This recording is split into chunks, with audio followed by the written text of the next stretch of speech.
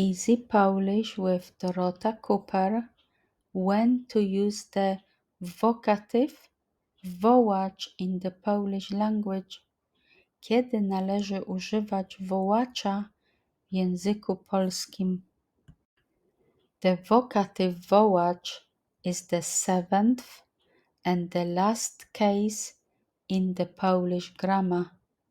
This is a special case which is mainly used as the form to address people.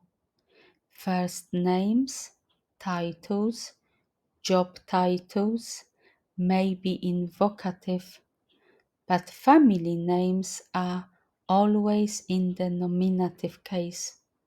With respect to its specific function, no question are needed to define this case, an issue being in contrast to remaining cases. Different endings of vocative forms only occur in singular. In plural, the nominative is always used. There is no German or English equivalent for this case.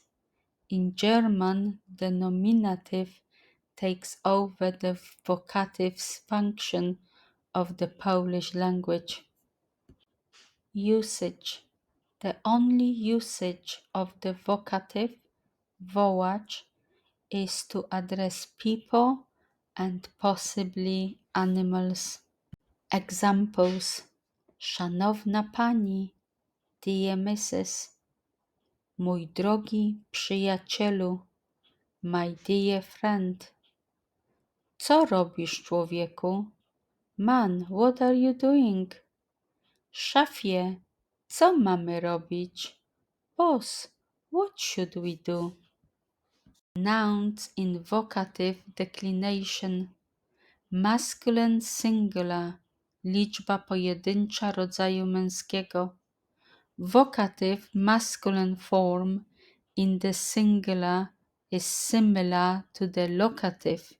For example, all male nouns receive the or u ending.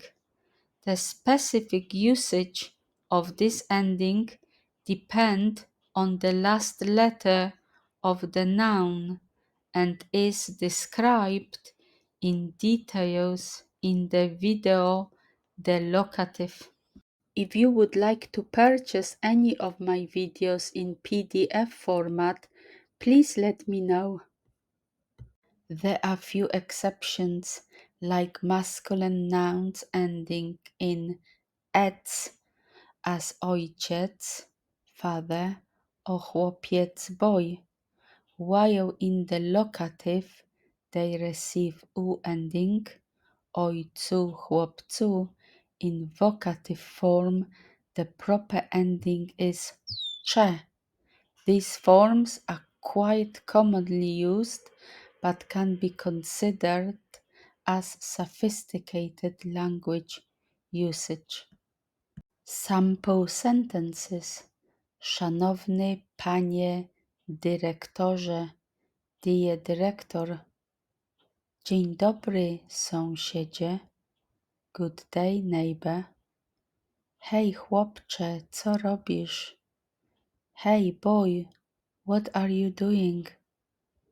Przebacz mi, ojcze. Forgive me, father. Neuter singular, liczba pojedyncza rodzaju nijakiego. All neuters in the vocative have the same form as the nominative, and there are no exceptions. Example: chodź do mnie, dziecko. Come to me, child.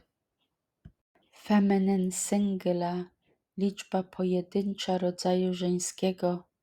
Feminine nouns ending with a in vocative form have o ending after the removal of the a vowel, and they are the only ones who have their own ending in the vocative. Let's have a look at few examples.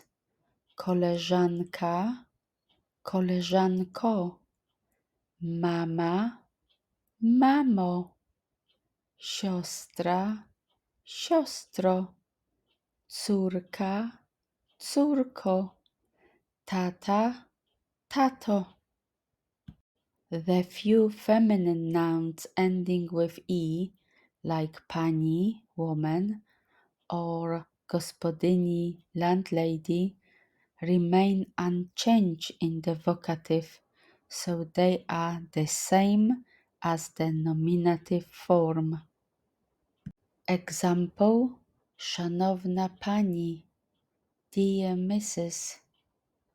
Exceptions: some feminine nouns, like diminutives and pet names, in the vocative receive u ending.